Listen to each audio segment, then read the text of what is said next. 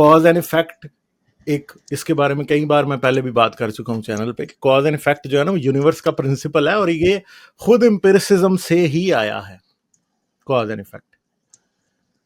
And effect लोगों ने observe करके इंड्यूस किया कि कॉज एंड इफेक्ट ट्रू है। ऐसे ही नहीं उनको समझ में आ गई, मैथमेटिक्स के थ्रू या किसी और चीज के थ्रू नहीं है। भाई रात को ठंड बहुत ज्यादा है और आप पानी का ग्लास बाहर रख दें तो बर्फ जम जाएगी। ये कॉज एंड इफेक्ट की एक रिलेशनशिप को करता है डिफाइन, और हम इसे देखने के बाद ये समझते हैं कि ये कॉज एंड इफेक्ट यहाँ पे चल रहा है।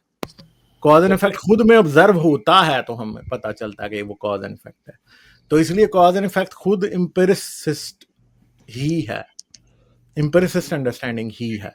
ठीक है, तो कॉज एंड इफेक्ट की समझ इन लोगों को फिर प्रॉपरली होती भी नहीं है ना, क्योंकि कॉज एंड इफेक्ट जो है वो यूनिवर्स में ही एग्जिस्ट करता है, और हमारे पास यूनिवर्स से बाहर जाने का कोई तरीका नहीं है, या हम आज तक ये जान भी नहीं सके कि कोई यूनिवर्स का बाहर है। तो इसलिए कॉज एंड इफेक्ट अगर यूनिवर्स के अंदर एग्जिस्ट करता है और हमें ये पता ही नहीं है कि यूनिवर्स के शुरू होने से पहले कुछ और था कि नहीं था या क्या था, तो हम ये कह भी नहीं सकते कि कॉज एंड इफेक्ट यूनिवर्स से पहले था। क्यों?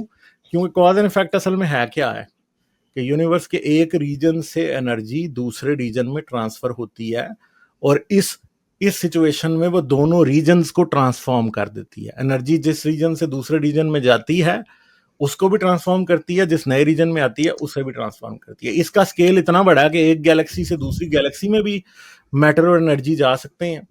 ठीक है, और इसका स्केल इतना छोटा भी है कि एक फोटोन एक इलेक्ट्रॉन को भी एनर्जी दे भी सकता है, और एक फोटोन एनर्जी की सूरत में एक इलेक्ट्रॉन से निकल भी सकता है।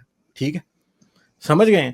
तो अब प्रॉब्लम यह है कि इन दोनों सेंसेस में ये यूनिवर्स ही का पार्ट है, और यूनिवर्स के ही सेंस में ऑब्जर्वेशन हो रही है यहाँ पे।